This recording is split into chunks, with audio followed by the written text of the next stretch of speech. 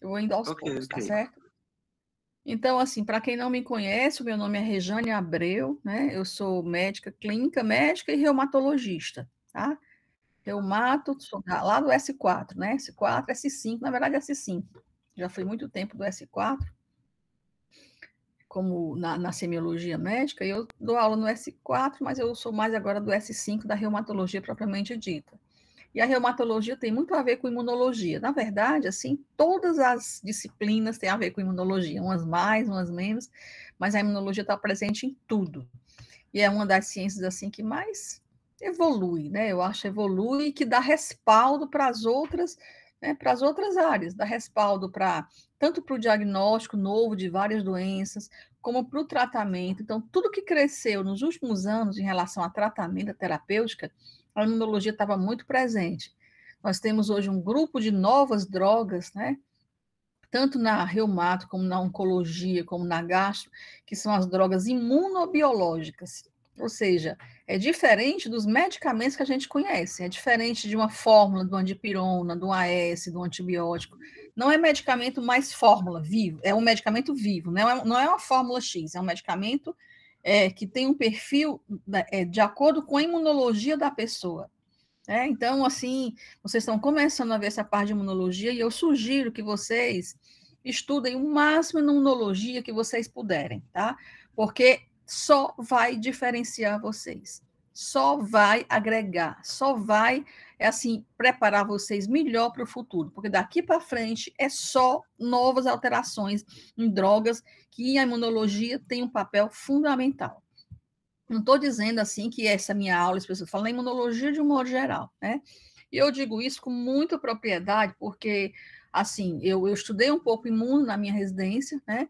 Mas tudo que eu estudei de imuno, né, me respaldou a vida toda, embora tenha mudado muita coisa, mas o fato de ter tido essa visão facilitou as coisas que vêm para frente, né?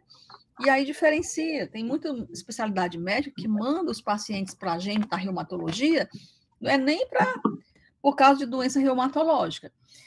É para fazer drogas imunossupressoras, imunobiológicas, porque nem todo mundo tem mão com isso, tá entendendo? Tem experiência com isso. Então, eu recebo paciente da oftalmo, da gastro, de outros locais, para tratar com drogas imunobiológicas, né? Então, vocês precisam ter essa visão, tá certo? A gente vai falar um pouquinho hoje sobre essa imunidade inata, né? Como o nome está dizendo, a inata, né, é que você nasce com ela, né? Então, obviamente, isso que a gente vai falar é uma coisa mais didática. Não existe isso, olha, era só a imunidade inata, olha, só adaptativa, olha, só isso. Não existe isso. O organismo é um só, as coisas funcionam concomitantes ou então apenas com intervalo de algum tempo, mas a imunidade inata é a primeira linha, ou seja, é a primeira linha de resposta a uma agressão, a um ataque, a um problema, né? E é interessante que essa imunidade, que foi primeiramente descrita, ela tem algumas características específicas, tá? Ela responde rapidamente, ou seja, eu levei aqui um corte, ela começa já a atuar. Eu estou sofrendo uma infecção por uma bactéria, a imunidade inata já está de olho ali ligada, né? Então, é uma imagem, é uma resposta rápida, estereotipada, ou seja, daquele jeitinho sempre, independente da agressão. Tá? Pode ser uma bactéria, pode ser um vírus, pode ser uma queimadura, pode ser um outro tipo de infecção. Ela tem aquele conjunto, saca ali na mala, um conjunto de coisas que é para poder fazer mão. Né? É diferente da imunidade adaptativa, como o nome diz. Tem um número grande de respostas? Tem, mas só que é limitada. Tá? Os estímulos são X, né? Assim, é um limite previsível. Independe de outros contratos prévios, como eu falei, né? Tá tudo certinho lá programado e eu vou usar aquilo que eu tenho. Então, pode ser a primeira infecção, pode ser a segunda infecção com a mesma bactéria. A imunidade adaptativa, não. Ela vai modificando, né, a resposta, a intensidade da resposta, de acordo com a próxima, a segunda infecção. Ela é inespecífica, a imunidade inata, realmente, ela não é para aquela porção, para aquele antígeno bacteriano específico, não. Ela é para para bactéria de um modo geral, digamos assim, para o vírus de um modo geral, que tem aquele mesmo tipo de antígeno, tá? quali quantitativamente inalterada após o contato e não tem memória imunológica. Esse é o grande quê, né? Não existe uma memória imunológica. Eu não tenho como dizer assim, da próxima vez, assim, eu já sei como é essa coisa, então eu vou melhorar a minha resposta. Não, é daquele jeito sempre. Tudo bem?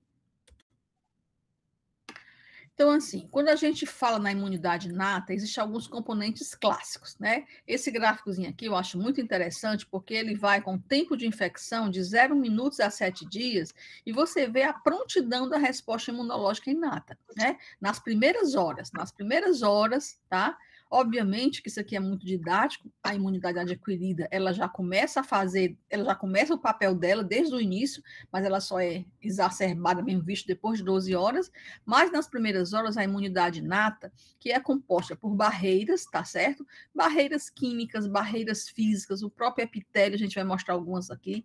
As células da imunidade inata, vocês viram vários tipos de células que fazem parte, já estudaram células, e existem as células que são específicas mais para a imunidade inata, tá? Que são os neutrófilos, né? Algumas células granulócitas, a gente vai ver os granulócitos, neutrófilos, basófilo e eosinófilo, o famoso BEM, basófilo, eosinófilo e neutrófilo, tá? E o macrófago, a célula dendrítica, que é clássica, você vê aqui que a célula dendrítica ela tem um papel na inata, mas ela também tem um papel na imunidade adquirida. Eu tenho um livrinho bem básico, depois eu vou mandar para vocês, que é justamente sobre. É bem basiquinho, bem lúdico, que uma amiga minha fez, a doutora Silvia Fernandes, que tem inclusive essa foto aqui, né? E ela chama essa célula dendrítica de célula fofoqueira, fica até mais fácil de você entender. É a célula que ela está na imunidade inata, mas ela que vai fazer a fofoca do antígeno lá para a imunidade adquirida, que serve como intercâmbio. Diz, olha, recebi ali uma bactéria, um vírus que nós não vamos dar conta, se prepare. Né? Então, é a célula fofoqueira que vai levar essa informação de uma para outra, que é para poder exacerbar que a imunidade adquirida entrar, né? E o sistema complemento. Vamos lá. Então, quais são essas células da imunidade inata? Como eu falei, os granulócitos, basófilo, eosinófilo e neutrófilo, BEN, tá certo? Os agranulócitos mononucleares ou monócitos, que você encontra circulante também, e em alguns locais, essas células, os monócitos, elas transformam em macrófagos em alguns tecidos e elas têm um nome específico. Por exemplo, no fígado são as células de Kupfer, no cérebro são as células da micróglia, né, chamada micróglia. No pulmão são as macrófagos pulmonares. Então, essas células, nos tecidos, elas têm um nome específico. As células dendríticas, essas células linfóides inatas, tá certo? Que é um pequeno grupo de linfócitos, é muito interessante, são linfócitos diferentes, esses aqui estão sendo mais estudados recentemente, essas células, é muito interessante, porque elas são poucas, elas estão em alguns tecidos específicos, ali no intestino, no pulmão, na entrada de antígeno. Lá no intestino, onde é possível entrar alguns antígenos diferentes, elas estão lá de prontidão, como se elas fossem as guardiãs. E essas células, durante muito tempo, tá tudo bem? Vocês estão ouvindo? Tá dando certo? Tá sim, professora. Durante muito tempo, o tecido, a imunidade inata, ela foi dita assim, a imunidade inata é só isso mesmo, não tem efeito nenhum, não faz muita coisa. Mas hoje em dia, pasmem, tá certo, gente? Tem muitas doenças, inclusive doenças da minha área, que a gente não sabia, inclusive, né? Como doenças que não se entendia muito a fisiopatologia, que não tinha muita tratamento na época, com as espondiloartrites e tudo, sabe-se que essas células da imunidade inata, os ILCs, esses linfócitos inatos, nossa, eles têm um papel importante no início da doença. Já tem algumas definições, ainda falta muita coisa, é coisa nova mesmo, que essas células linfóides, elas estão lá na íntese e começam o processo de inflamação para levar a espondiloartrite, é muito interessante, né? Então, não são células que a gente não dá nada por elas, estão lá por algum motivo, né? A gente não sabia, mas hoje a gente já sabe algumas coisas, não tem muita para saber. E as células NK, as células natural killer, são importantíssimas na imunidade inata, tá? E os mastócitos que estão também alguns no sangue e alguns tecidos. Vamos lá, como é que a coisa funciona? Tá? É da seguinte maneira. Na imunidade inata, tá? As células, elas reconhecem reconhecem o antígeno, é como se fosse uma ligação antígeno-anticorpo, mas não é uma ligação, eu estou dizendo assim só para entender, não é uma ligação antígeno-anticorpo, mas é como se fosse uma ligação entre um padrão e um receptor, tá certo? O receptor, ele fica na célula, né, na célula do indivíduo, tá? Tem uns receptores específicos, vou já falar deles, e como é que é, qual é esse antígeno, entre aspas, que não é bem antígeno, né? São os padrões que a gente chama, são os pampers e os dampers. O que são os pampers e os dampers? Pampers é padrões moleculares associados a patógenos, tá? E os dampers são padrões moleculares associados aos danos. Então, os receptores das células, eles reconhecem no agressor, que pode ser uma bactéria, que pode ser um vírus, que pode ser uma proteína que foi exposta durante um trauma, durante uma queimadura, tá? Reconhece esses pampers e dampers. Muitas bactérias têm na sua parede, tá? Ou alguns vírus têm na sua parede esses LPS, os lipopolissacarídeos. Ou então alguns resíduos desse açúcar, da manose. Ou então o ácido tecóico. Então, eles têm na sua parede, na sua superfície, esses antígenos, entre aspas, esses padrões que são repetitivos em vários tipos de bactérias, em seres mais inferiores, que não existe no ser humano, não existe na gente esses na membrana das células, esses antígenos, assim, de certo modo, e aí eles são reconhecidos via pampers, via esses antígenos e outros mais, tá certo? Esses são os mais famosos, que tem na parede de várias bactérias, né? Então, através do reconhecimento desses pampers, né, a célula percebe, opa, tem alguma coisa estranha aqui, né? Mas só que isso aí é uma coisa finita, ou seja, eu não tenho, eu reconheço esse lipopolissacárido. Se ela vier com uma outra cor diferente, driblar, ou seja, como o vírus do HIV, como o vírus do Covid, às vezes eles conseguem driblar esse reconhecimento, mudando alguma coisinha na sua proteína da capa, né? Do encapsulamento que era para ser reconhecido pelo nosso sistema imunológico, se ele mudar uma coisinha e não encaixa bem, o receptor não vai perceber e passa despercebido, aí a infecção é grande, tá? E os dampers, que são danos, é exatamente uma proteína, por exemplo, essa proteína aqui, Hypermobile Group, é uma proteína que é liberada em algumas situações de estresse, em algumas situações traumáticas. Aqui, o ATP extracelular, mitocôndrias danificadas. Então, quando ocorre algum dano desse tipo, isso aqui vai servir como antígeno, e os RRP, que são receptores reconhecedores de padrões, né? Receptores que reconhecem padrões, tá? Eles vão reconhecer esses padrões diferentes, e nas células, nas nossas células, existem vários tipos desses receptores reconhecedores de padrões. Os mais famosos, né? Existem os mais famosos, que é o receptor tipo TOL, que está associado com muito, não sei se vocês já ouviram falar, justamente nessa época de Covid e tudo. O receptor tipo TOL, TOL-like, né? TOL-like receptors, né? Esses receptores são muito famosos, é um grupo de receptores, tal, like 1, 2, 3, 4, 5, tem vários, e aí eles reconhecem os padrões específicos, receptores tipo lecitina, lecitina tipo C, tá? Receptor tipo NOD também é um outro muito famoso, que reconhece um monte de doenças virais, de antígenos virais, receptores tipo Ring, e receptores que ficam dentro desse aqui, alguns ficam dentro do citossol, outros ficam na membrana da célula, né? Outros ficam na membrana, mas levam para atuar lá dentro da célula. É muito interessante isso aqui. Vamos lá. Características desses receptores da imunidade inata comparando com a adaptativa. Vamos só para a gente ter uma ideia aqui. Na imunidade inata, a especificidade dos receptores é para estruturas compartilhadas, como eu falei, por classes de micro-organismos. Então, se eu tiver 3 bactérias, aqui no caso, deixa eu procurar aqui um ponteiro. Deixa eu ver onde é aqui. Ponteiro, pronto. Caneta. Laser, pronto.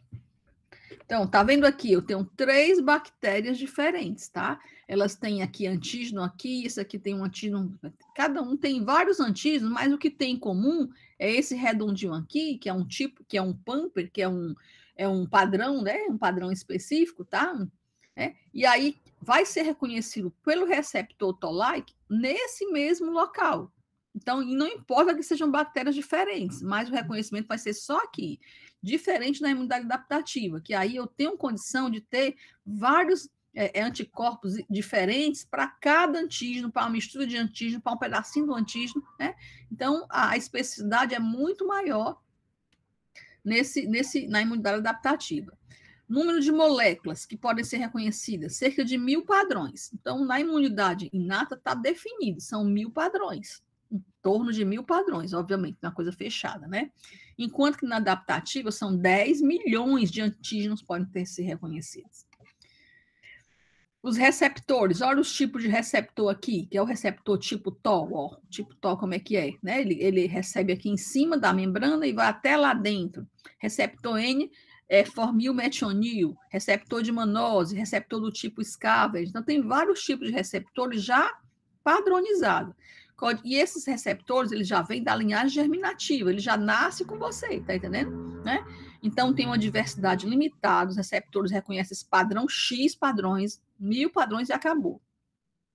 Enquanto que esses receptores da imunidade adaptativa, eles são codificados por genes, fazem uma recombinação somática, vários segmentos genéticos, tem uma diversidade muito grande. Eu posso pegar um pedacinho desse com um pedacinho desse, com, né, à frente disso. Então, dá para eu fazer um monte de reconhecimento, tá? Número e tipo de receptores, só tem 100 receptores, abaixo de 100. Aqui, eu posso fazer milhões de variações, como eu falei para vocês, né? Se eu variar imunoglobulina com um receptor T-cell receptor, receptor de célula T, e um pedacinho de um, eu posso fazer milhões de combinação. A distribuição dos receptores, ou seja, é não clonal, é na célula X. Eu tenho aquela célula, daquela mesma linhagem, tem aqueles receptores X. Aqui não, eu posso ter um clone na imunidade adaptativa, um clone de linfócito T só com aquele tipo específico de receptor, outro clone de linfócito T com outros receptores, e por aí vai, tá certo? Os genes codificadores, como eu falei antes, é da linhagem germinativa, aqui não, é uma recombinação de vários genes, né? E em relação à discriminação do self, do próprio, né, das células da pessoa, todos dois, eles não têm uma ligação, eles não reconhecem o próprio, né? Porque se reconhecesse, a gente vivia doente. Então, os dois têm essa finalidade, eles eliminam, mas assim, as células, eles não reconhecem as células sadias, só as células do hospedeiro. Aliás, só as células do micro-organismo, não do hospedeiro, certo? Obviamente que aqui na imunidade adaptativa acontece desse monte de resposta, dá uma zebra, né? Ele, sem querer, reconhecer alguma célula estranha do corpo, é daí que surgem as doenças autoimunes, tá certo? Vamos lá, acho que eu estou falando demais, né? Então, é só para mostrar aqui um receptor do tipo TOL, tá certo? Você vê que aqui é uma bactéria gram-positiva. Todas as bactérias gram-positivas podem se ligar ao receptor através de locais, ó, lipopeptídeos bacterianos ou peptidoglicã, o tipo 2 reconhece peptidoglicã, esse reconhece alguns lipopeptídeos, esse reconhece outros. Na gram-negativa, o lipopolissacáride ou a flagelina da bactéria, então elas são reconhecidas, tá? Por esses receptores, eles entram dentro da membrana e lá no citossol tem um outro receptor, tá? Que vai fazer com que ocorra a resposta que a estimulação gênica com a resposta que a gente estava querendo, dentro do citossol, né? Da célula. Olha aqui como é que funciona, mais ou menos, só para a gente ter uma ideia, porque isso aqui é o macro, então isso aqui é o micro lá dentro da célula, né? Então, quando o receptor TOL se liga à molécula, ao antígeno, ao vírus, o que quer que seja, né? Tá certo? Né? Ele ativa esse receptor, tá? Esse receptor tem rico em leucina, ele ativa esse receptor. Ele ativado, ele libera um sinal com liberação de interleucina do tipo TOC dentro mesmo desse receptor. Esse sinal, né? Quando ele é ativado, recruta várias proteínas e ele ativa um fator que é famoso, cai muito em prova de residência, que é o NF-kappa beta. que é o fator de transcrição do tipo kappa-beta, né? Esse fator de transcrição ativado, ele vai atuar no gene e vai transcrever e formar uma célula de proteínas, citocinas, coestimuladores, que é o que vai levar à resposta. Por outro lado, também ocorre esse outro mecanismo, que é a liberação de os fatores reguladores do interferon, né? E o interferon, e levando à produção do interferon tipo 1. O interferon tipo 1, que é o alfa e o beta, que tem o interferon gama, né, que é o tipo 2, o tipo 1, que ocorre nessa primeira resposta aqui, é que vai garantir o estado antiviral. E essas citocinas é que vai garantir a inflamação aguda e estimular a imunidade adaptativa. Então, gente, a grande motivação, né, o grande porquê da imunidade inata é exatamente isso aqui, final, tá? É manter um estado antiviral, atuar na inflamação aguda e estimular a imunidade adaptativa. Essas são as funções maiores, não é que sejam só isso, mas são as maiores funções da imunidade inata, tá? Só para a gente entender um pouquinho, saber porque que a gente está estudando isso, né? Tá? Eu, quando fui fazer residência, eu queria muito fazer a parte de imunologia, mas era uma coisa mais difícil, porque não tinha muito exame, era uma coisa muito ainda difícil de você conseguir fazer um consultório só com doenças autoimunes, não autoimune não, com imunodeficiência, né? Mas é muito interessante, ó, só para vocês terem uma ideia, tá? Se você tiver alguma mutação num receptor Toll-like, um daqueles, o 3, uma mutação no receptor tipo 3, você tem mais infecção por herpes simples, até encefalite, né? Então, esse TOL3 está muito ligado ao controle de alguns vírus do herpes que existem, vários tipos, né? Mutação nessa proteína aqui, que é uma proteína também que faz parte da regulação lá do Toll-like receptor, vai dar muita pneumonia bacteriana, tá? Eu tive um paciente, quando eu fazia, porque, na verdade, quando eu fiz residência de reumatologia, eu fiz residência lá em Ribeirão Preto, na USP, a gente passava muito pela imunologia clínica, né? Então, na reumatologia, a gente passava muito. Então, eu tive um paciente que ele tinha tido, assim, umas 40 infecções, né? Ele vivia mais internado do que em casa, era um rapaz novo que tinha uma imunodeficiência, e ele já tinha tido meningite, encefalite, pneumonias, um monte de pneumonia, né? Ele já era conhecido do hospital, portanto, porque ele tinha uma deficiência numa proteína da imunidade inata, né? E aí ele tinha muita infecção de repetição. Esse receptor NOD2, aliás, o NOD não, né? Essa proteína do tipo NOD é muito expressa nessas células de Punnett, que fica dentro do intestino delgado. Então, se eu tiver uma modificação no gene, né, desse NOD2, os pacientes geralmente têm uma enteropatia inflamatória de repetição, tá? Vamos lá, então é só para fazer uma pausa, né? Mecanismos da imunidade inata. Quais são os mecanismos que eu falei lá no início? A primeira coisa é a barreira físico-química, tá? Aí depois uma fagocitose, a liberação de mediadores da inflamação, que como eu falei, que é a inflamação aguda, que faz parte do mecanismo de a inflamação. É por isso que a gente fala, a inflamação é uma coisa boa, porque ela tenta conter o processo inflamatório. Obviamente, a inflamação, quando é exacerbada, ela vai ter outros efeitos deletérios, mas a princípio é para conter o processo. O complemento, as proteínas do complemento, algumas proteínas de fase aguda da inflamação, citocinas e quimiocinas, tudo faz parte dos mecanismos que são ativados na imunidade inata. Que barreiras são essas? Barreiras físico-químicas. A pele já é uma barreira, a mucosa do intestino, a mucosa da boca, a mucosa vaginal, tudo isso aí são barreiras físicas. Essas mucosas geralmente apresentam algumas coisas para conter essa barreira. Por exemplo, a formação de muco, né? Então, o muco lá do epitélio pulmonar, né, ele segura muitos antígenos, grandes, inclusive, né? Os cílios, mucocílios, lisozimos, a gente sabe que na lágrima tem muita lisozima A, tá? Para impedir infecções mais importantes a priori lá no olho. A saliva tem lisozima A, o colostro humano tem lisozima, né? Então, são substâncias que estão naturalmente presentes, que já têm um papel de segurar ali vários estímulos que poderiam ser ruins para o organismo, tá? Na pele existem as defensinas e as catalicidinas, que são tipo antibiótico natural. Elas protegem ao redor da pele, então, para ele pele doente, pele lesada, pele ressecada, tudo isso aí são estímulos à infecção. É por isso que a gente diz muito, que a pele está muito ressecada, está muito danificada. Então, esses antibióticos naturais, eles são perdidos e aí tem mais risco de infecção. Criptocidinas também na mucosa intestinal funcionam como se fosse quase um antibiótico. O próprio ácido clorídrico, né? Poucas micróbios, micro-organismos, eles resistem à acidez do ácido clorídrico, certo? Tudo ok? Vamos lá. Ok. Tem quantas pessoas assistindo a aula? Já chegaram quantas, João? 1 minuto. O que eu vou cobrar em prova é o que foi dado aqui, tá certo? Tá?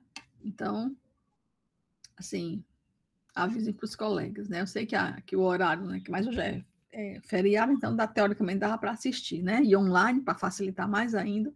Vamos lá, fagocitose. O que é essa fagocitose? Primeiro, as células que fagocitam, principais fagócitos, são os neutrófilos e os macrófagos, são os grandes fagocitadores, digamos assim.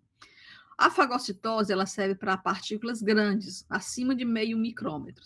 Então, partículas pequenas, escapam da fagocitose. E o macrófago que mais fagocita é o macrófago do tipo M1. Isso é muita questão de prova, porque muita gente não sabe disso, porque existem dois tipos, o M1 e o M2. O M1 é o ressábio, quando esse subtipo aí, ele está mais associado com a fagocitose, enquanto que o M2 é mais com reparo, com fibrose tecidual, né, com inflamação crônica. Como é que acontece? O micro-organismo estranho, a partícula acima de 0,5, se liga ao receptor, né? Ao receptor da célula, do fagócito. Porque geralmente essa célula tem um receptor de C3, né? Que aí, esse receptor de C3, ele acaba recebendo, reconhecendo várias células estranhas, vários organismos estranhos, tá? Que tem a presença desse C3. Então, ou então pelo receptor de lecitina, independente do que for, né? A ligação ocorreu aqui na célula, tá? Na hora que ela reconhece, o macrófago ou neutrófilo é ativado, e essa ativação faz com que a membrana da célula ela se feche em torno do micro-organismo, né? Começa a se fechar em torno. E aí vai formar o que a gente chama de fagossomo. O micro-organismo é ingerido nesse fagossomo. Acontece que essa célula ela tem um monte de lisozimas, vesículas de lisozimas, vesículas de substâncias que são líticas, e aí ocorre uma junção de uma vesículazinha dessa, de uma bolinha dessa, cheia de enzimas lisossomiais, do lisossomo, com o fagossomo. E isso se forma o quê? O fagolisossomo, né? Então, quando o lisossomo e o fagossomo se fundem, se forma um fagolisossomo gigante, e dentro desse fagolisossomo, obviamente, é bom que é dentro, porque senão destrui a célula toda, né? Existem várias reações que são matadoras mesmo de micro-organismo. A arginina dentro do um aminoácido aqui dentro da célula, ela não é bem ativada, ela é quebrada por essa enzima aqui, a enzima eu esqueci.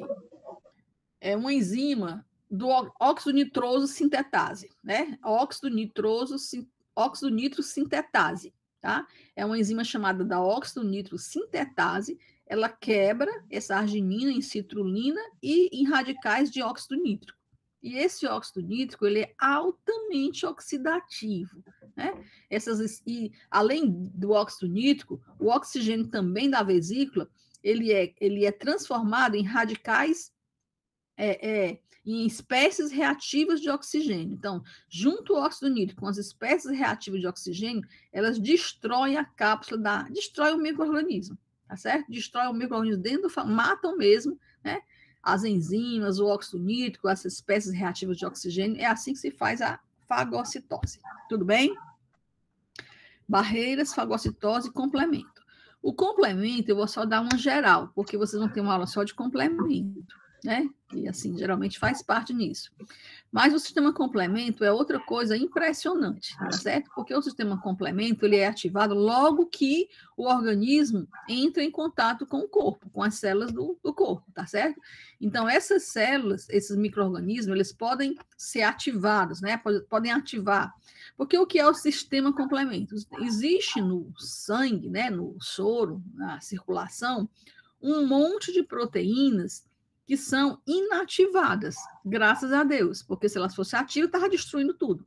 Elas são totalmente inativadas, mas na hora que ocorre a ligação do micro-organismo invasor com a célula, que ativa a célula, aí começa a ativação dessa cascata, quase que como se fosse um edifício caindo, cai lá em cima o último andar e vem caindo, caindo, caindo, caindo. Ou seja, essa ativação ela vem correndo em cascata, que é justamente para detonar, né, no final das contas, para formar um grande arma, que é o MAC, que é o complexo de ataque à membrana, que é como se fosse vamos pensar assim, vamos fazer uma analogia aqui com uma marreta gigante. Uma marreta gigante, só que é formada por C3, C4, C5, eles se formam e atacam e fazem furos na membrana do micro-organismo, né? Na membrana do micro-organismo invasor. Então, esse sistema complemento, elas são proteínas que não são ativas na circulação, mas que vão ser ativadas, iniciar a ativação na hora da junção aqui com o micro-organismo. E ela pode ser ativada de 3 maneiras clássicas. Por via alternativa, via clássica, que é a via do complemento antibiótico, ou por via das lecitinas, quando se liga a manose, que eu falei lá na frente, né, no início, que tinha esse receptor de manose aí. Aí, quando o osso se liga, aí começa a desencadear várias etapas para ativar C3A, C3 em C3 ativado, né? E C4 em C4 ativado, C5, até no final das contas formar esse complexo que não está bem aqui, que se chama MAC, que é o complexo de ataque à membrana, o MAC, que aí ele perfura a célula, tá? E o complemento, ele tem função de aumentar a fagocitose, tá? Aquela fagocitose que a gente viu anteriormente, quando o complemento começa a ser ativado, ele aumenta. Por quê? Porque ele forma mais C3. E aquele receptor de C3, lembra que eu falei para vocês que o receptor de C3, ele segura mais aí a bactéria lá no começo para começar a fagocitose? Também aumenta a opsonização. O que é essa opsonização? Essa opsonização, é interessante lá que a professora coloca no livro, a professora Silvia, é como se fosse deixar a bactéria mais apetitosa, né? É como se você começasse a encher a bactéria de outras coisas, a deixar ela mais visível e mais apetitosa, que é para ser fagocitada, né? Também atua na inflamação, a gente vai ver daqui a pouco, né?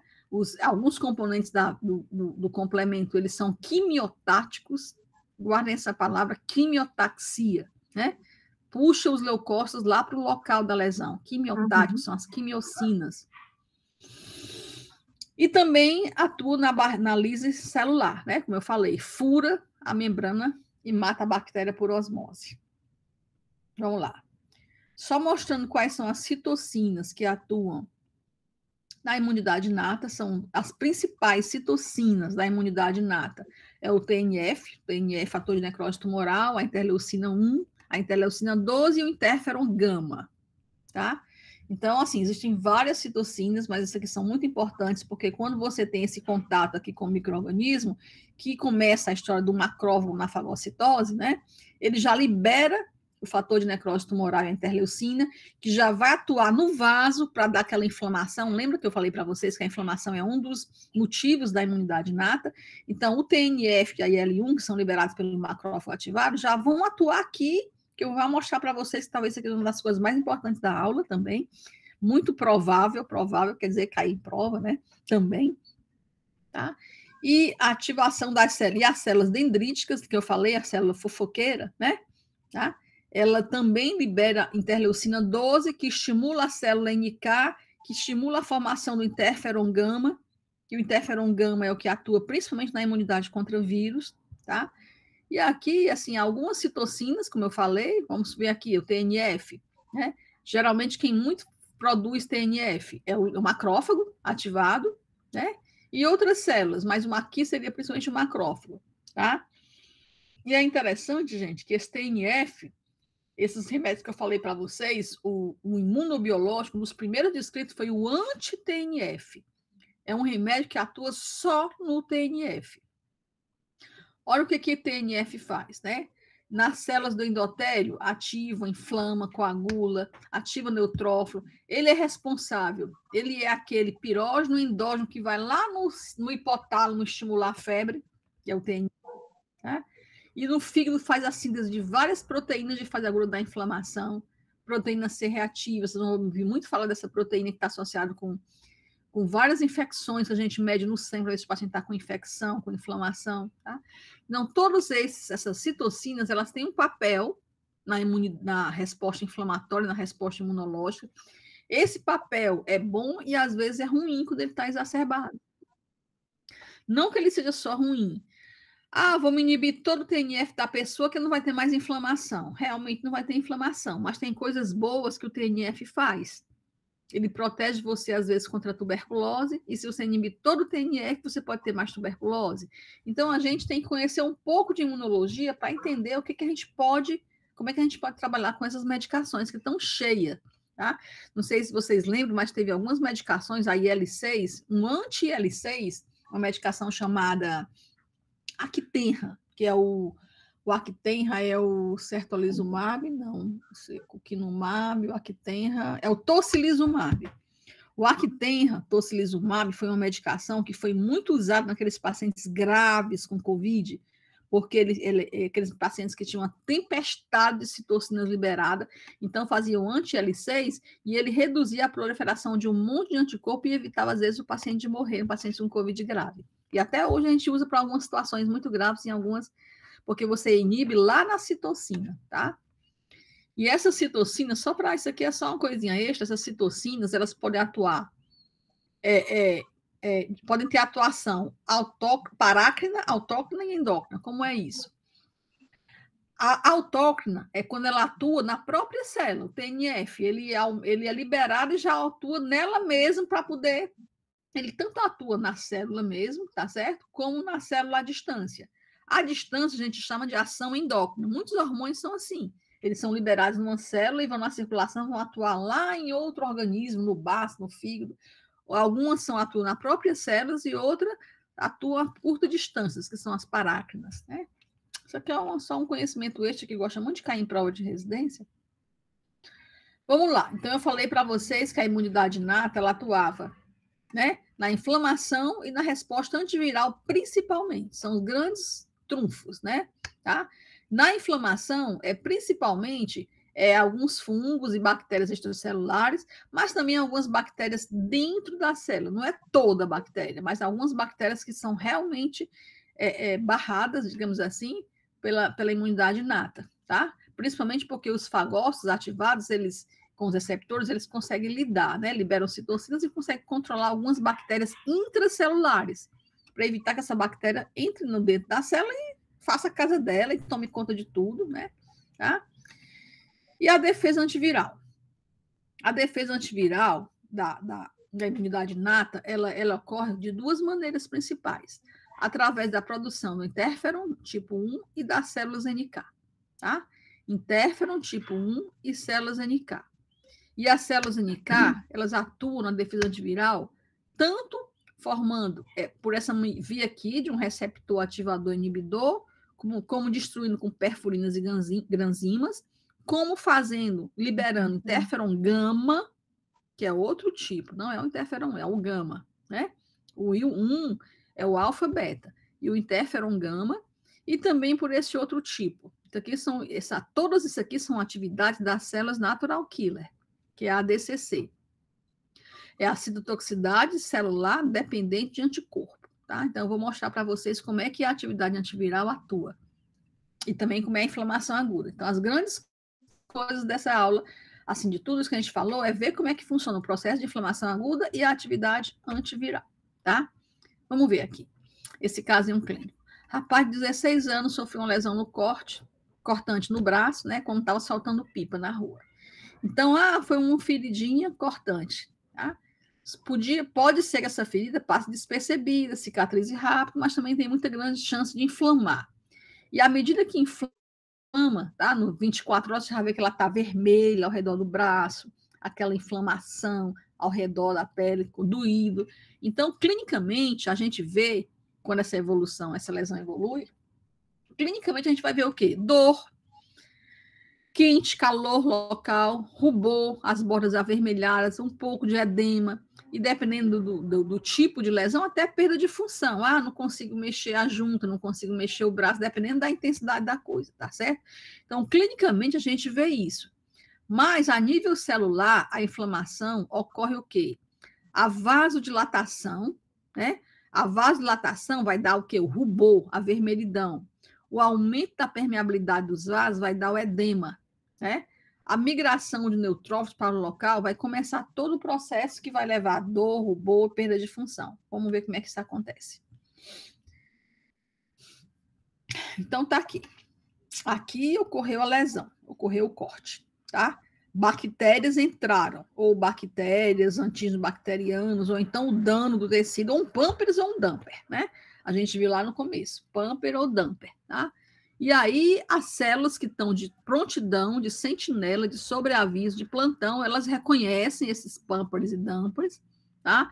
E começa todo aquele processo que a gente viu de ligação do pâmperes e dampers com ativação de célula, aí começa aqui fagocitose, começa aqui, por um lado, né? Começa fagocitose, tá? Isso aqui tudo é no organismo, no mesmo lugar. Aumenta a permeabilidade, libera substâncias que aumentam a permeabilidade vascular. O complemento começa a atuar, porque essa ligação também liberou substâncias que ativaram o complemento, né? As células sentinelas ocorrem começa a fagocitose, começa complemento, começa tudo junto. Mas vamos lá, vou explicar separadamente, tá certo? Então, isso aqui é no local, no tecido, no local do corte, e aqui é no capilar, na veia ou no vaso que está próximo, né? Na circulação próxima. Então, o monócito, geralmente, essa célula que já pega, que está no tecido, que o monócito já atua, quando ativado, ele degranula, ele se rompe e libera várias substâncias. Algumas substâncias são pré-formadas, já estão lá dentro dele prontas, e outras vão se formar depois que acontece o problema. Dentre as formadas, você tem a histamina e a heparina. E a histamina, na hora que ela é liberada, já começa logo a dar aquela vermelhidão, coçar. A heparina já faz uma anticoagulação, porque senão trombosaria o local, né? Os macrófagos, como isso aqui, só que eu falei anteriormente, que você tem dois tipos de macrófago, ele pode se diferenciar no tipo 1, no tipo 2, aliás, no macrófago M1 ou M2, não é tipo, não é M1, M2.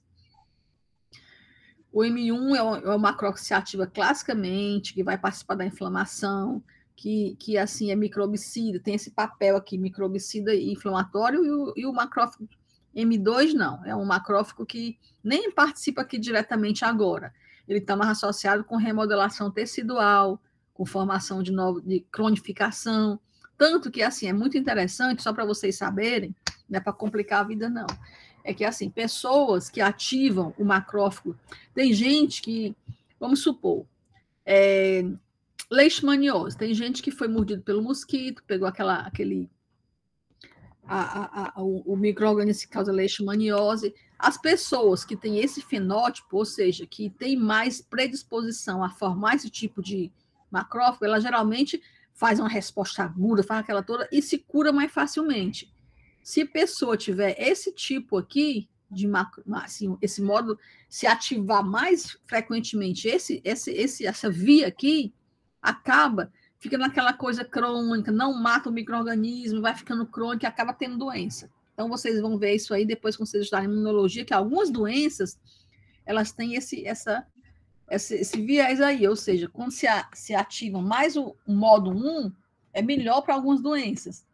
Quando se ativa mais o M2, tem algumas doenças que ficam crônicas. Pessoas, porque a gente não entende por que uma pessoa teve leishmaniose, ou então teve trypanosoma cruzi, teve histosomose, e consegue ficar curada e outra não consegue, né? Uma das alterações é essa, tá?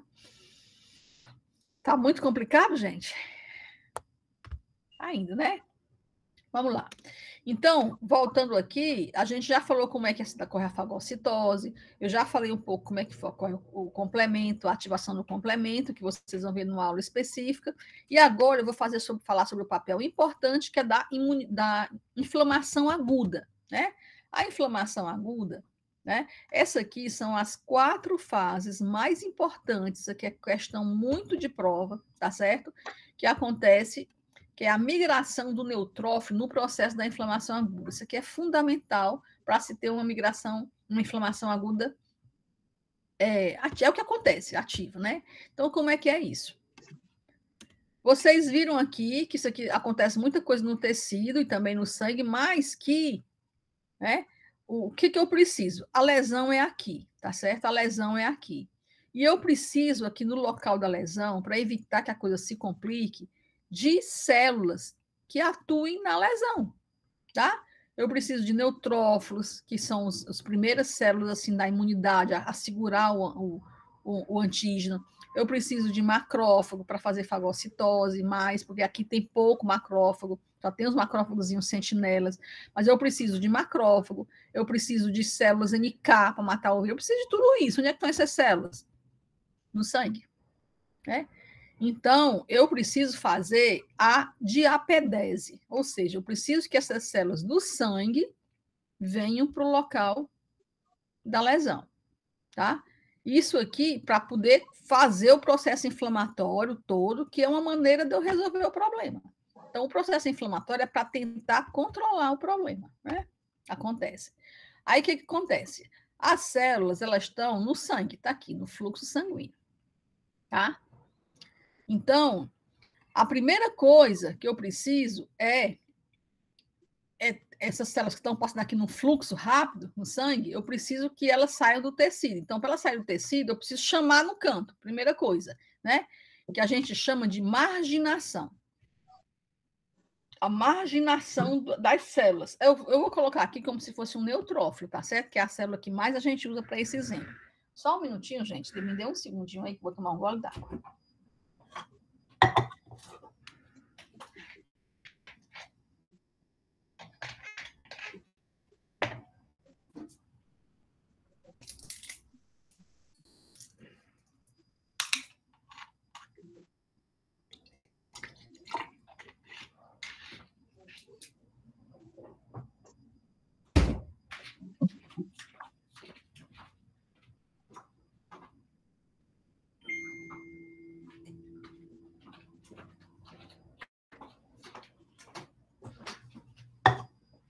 Vamos lá. Então, a primeira coisa é a marginação. A marginação, lembra que eu falei que tinha a quimiotaxia? Algumas quimiocinas que eram liberadas, né? Algumas citocinas que têm um papel, né? Principalmente aquela que é do complemento, a C3, né? Então, ela funciona como uma quimiocina. Ela faz a quimiotaxia, que é a atração, atrai o neutrófilo para a margem do vaso. Está aqui, tá aqui o vaso, aqui na margem é o endotélio vascular, que é a membranazinha do vaso. Então, as quimiocinas, elas fazem com que essas células, um neutrófilo especificamente, ele venha para o canto, é a marginação chamada. Então, eles vêm para o canto. Quando eles chegam aqui, o fluxo de neutrófilo aqui no cantinho do vaso, na parede do vaso, aumenta, né? Aí você tem a segunda fase, que é o rolamento.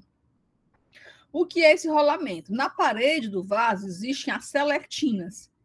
Existem as selectinas, que são os ligantes, né?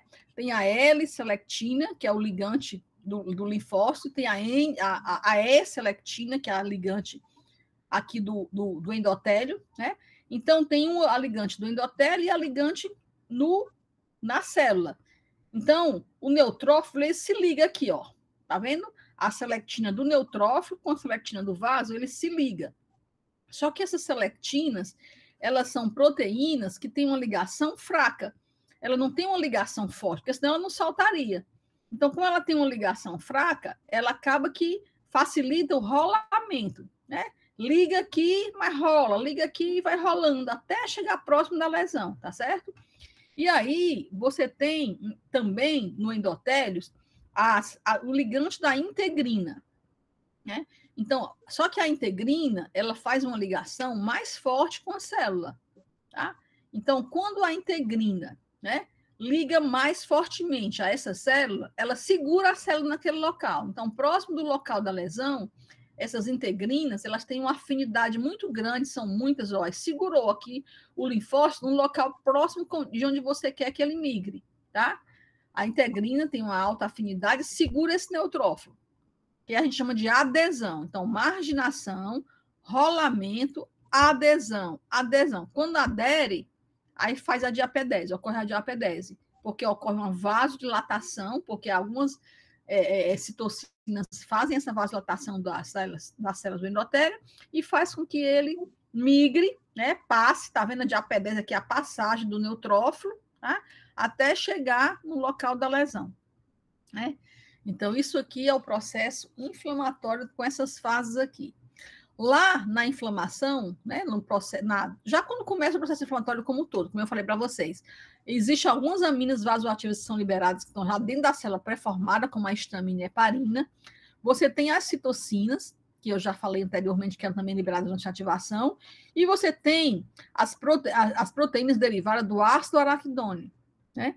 Então, lá, dentro daquela célula, com formação daquele processo inflamatório, ocorre a liberação de várias proteínas, prostaglandina e leucotriene, que são algumas proteínas que são responsáveis pela vasodilatação, aumento da permeabilidade vascular, a prostaglandina também induz a febre, também é quimiotática, o leucotrieno aumenta a permeabilidade, causa vasoconstricção, já é o efeito contrário, né? Porque uma hora tem que parar, estimula a quimiotaxia, e também tem as cininas, que elas são liberadas lá no sistema da inflamação, principalmente a bradicinina. A bradicinina é que causa dor na lesão, né?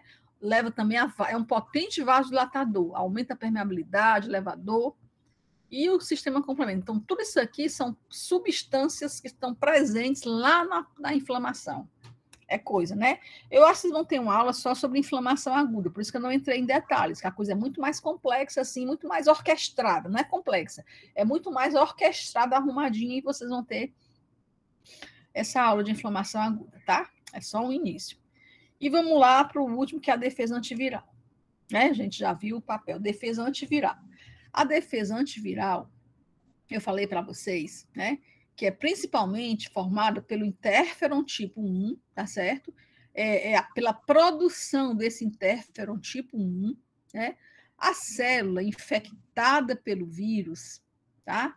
A célula, quando ela é infectada pelo vírus, ela é induzida a produzir esse tipo de interferon, tipo 1.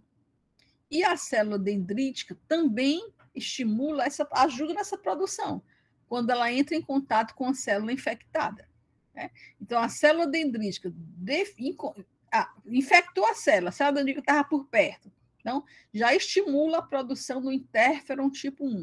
Tá? Então, que nessa célula, esse interferon tipo 1, né, qual é o papel? Então, a célula infectada, né, produziu esse interferon tipo 1, e a célula dendrítica aumentou mais ainda essa produção do interferon tipo 1, quando esse receptor, tá, dentro da célula, né, esse receptor entrou em contato com o interferon, tá, o interferon tipo 1, que ela tem receptor para isso aqui, né, a célula infectada, o interferon que foi produzido tanto pela célula dendrítica como pela própria célula, aumenta a ligação do interferon com o receptor. Esse receptor ativa, tá certo? O interferon, ele é ativado, a célula ativada induzem a formação de enzimas que bloqueiam a replicação viral. Então, o interferon tipo 1, principal função dele, tá? Quando ele é ativado por essa enzima, RNase, né? Ele tem esse papel de inibir a síntese da proteína, degradar o RNA da proteína, ou inibir a expressão gênica viral e a montagem do vírion, porque o vírion, o vírus, quando ele entra na célula, ele vai gerar essa expressão aqui no gene do vírus para montar o seu vírion, e aí infectar outras células a partir daí. Então, o interferon tem essa função, tá? Ele ativa essa RNase, que faz degradação do RNA do vírus, inibe a síntese da proteína, inibe a formação do vírion, para manter o que a gente chama de estado antiviral. O que é o estado antiviral? É tentar, de algum modo, inibir a replicação do vírus. Porque o vírus ele é uma estrutura inteligente. Ele entra ali na sua célula, toma conta do seu DNA, coloca o vírus dele lá dentro e aí vai formar várias células depois, todas infectadas com vírus. Então, a ideia é bloquear isso aqui, né? Você acaba não é matando o vírus, mas é você bloqueando a ação dele, tá? Inclusive, existe o vírus do HIV, por exemplo, a gente não consegue matar. Ele chega lá dentro da célula e toma conta, e vai destruindo, né? E vai formando um monte de partículas virais que infectam outras células, tá? Então, a ideia é hoje, pelo menos, tentar conseguir controlar essa produção, essa progressão viral, né? É um vírus muito... E tem vírus muito sabido. É sabido entre... Não é sabido, é que eles encontram mecanismos. Na hora que você... o interferon atuou aqui, ele já encontra um mecanismo para escapar, para tentar conseguir fazer esses vírus tomar conta da célula. Então, esse aqui é o primeiro mecanismo de defesa antiviral, é a produção do interferon tipo 1, né? E a segunda defesa antiviral é a célula NK, tá? As células natural killer. Como é que elas atuam? Elas atuam basicamente de 3 maneiras, né? Tá? Primeira coisa é que quando o acrófago entra em contato com o micro-organismo, tá? Ele libera interleucina 12, né? Que eu falei lá na frente, que o macrófago ele estimula, ele é ativado, ele libera interleucina 12. E a interleucina 12 ativa a célula natural killer e ela produz interferon gama. E o interferon gama atua destruindo aqui um macrófago infectado com o vírus, tá? Então, a primeira coisa da célula NK, a primeira função dela é a produção do interferon gama, né? Quando ela está ativada, que quem ativou foi a interleucina 12 do macrófago. A segunda atuação da célula NK no vírus é o seguinte, é que as nossas células comuns, a célula normal, tá certo? Ela tem um receptor, né? Reconhece um receptor ativador e um receptor inibidor, que a célula NK também tem esse reconhecimento. Ou seja, a célula NK faz uma vistoria nas células, digamos assim. Ah, essa célula aqui está com seu receptor ativador, ela linka lá e liga os dois, o ativador e o inibidor. Ah, tá ótimo. É como se fosse um check-up, um check-up, né? Minha célula X tem um receptor ativador e inibidor, então tá boa. Acontece que quando a célula é infectada por um vírus, a primeira coisa que acontece, ela perde esse receptor aqui inibidor. Se a célula está infectada, ela não tem esse receptor, tá? Ela fica só com esse.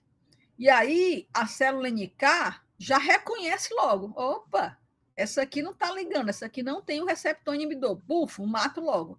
Libera um monte de perforinas e granzimas, que ela tem as vesículas lá cheias na sua célula, joga em cima dessa célula e mata. Então, esse é um outro mecanismo da defesa viral. Então, quando a célula é infectada por vírus, ela perde esse reconhecimento aqui do inibidor, e aí o receptor inibidor não reconhece, tá?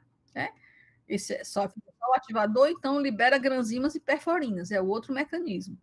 E o terceiro mecanismo é o que a gente chama de ADCC, que é a citocinas celular, tá?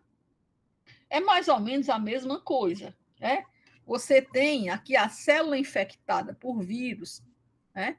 Ela tem um antígeno de superfície, e várias imunoglobulinas reconhecem, opa, a célula infectada por vírus, ela liberou na sua superfície esse antígeno, marcando que foi infectada, e várias imunoglobulinas, isso aqui já é uma mistura da imunidade inata com a imunidade adaptativa, né?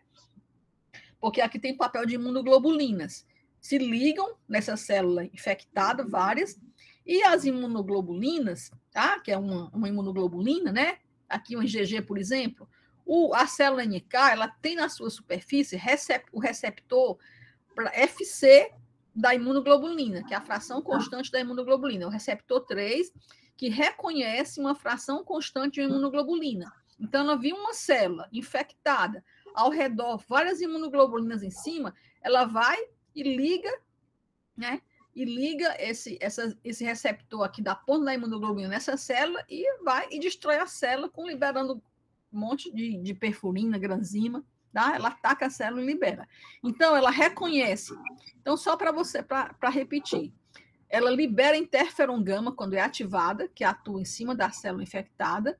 Ela reconhece a célula infectada, porque ela não tem o reconhecimento aqui desse padrão aqui da inibição, porque ela perde, porque ela foi infectada, então ela já libera toda a carga dela em cima, e ela também reconhece a célula infectada, tá? Pela via receptor da fração constante da imunoglobulina que ela tem na sua superfície, quando a célula infectada está cheia de anticorpos ao seu redor, e também mata a célula. Legal, né? A célula boa. Professora, né? Oi. O receptor ativador, ele é afetado de alguma forma? Ou sempre vai ser o inibidor? Não, sempre é o inibidor. Nessa situação aqui, sempre é o inibidor do vírus, da infecção viral. Tem alguma situação onde o ativador é afetado? É como se na hora que você foi infectado, o vírus aqui ele já entrou, ele faz alguma coisa que liberou, que desarmou isso aqui. Desarmou certo. E aí entrou. Tá entendendo? Sim. E aí é isso, né? É isso. Então, o que a gente tem? Tá? Só assim, imunidade inata, eu acho belíssimo, sabe? Assim, isso aqui é um pedacinho só, a coisa acontece de maneira muito maior. Imagina ainda a imunidade adaptativa, mas assim, é muito bonito como tudo acontece, principalmente quando vocês entenderem um pouquinho melhor, vocês vão ver como é que acontece isso na tuberculose, na HIV, na Covid, né? Porque isso aqui é muito exacerbado, são muitos fatores, assim, não é só aquela coisinha. Isso aqui é mais fácil, é mais didático até, né?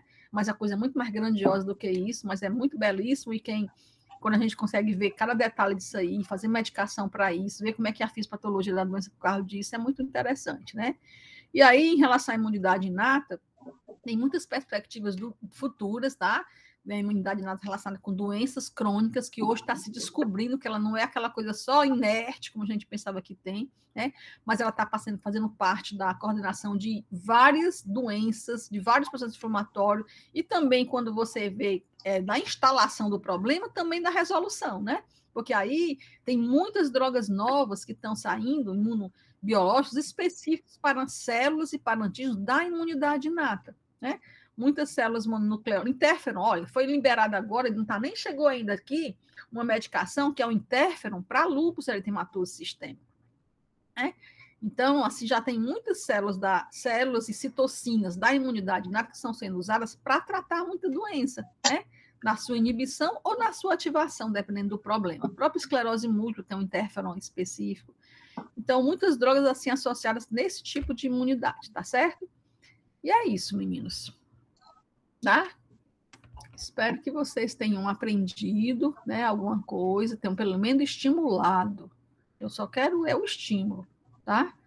Porque é enorme isso aí, né? Mas é muito bonito.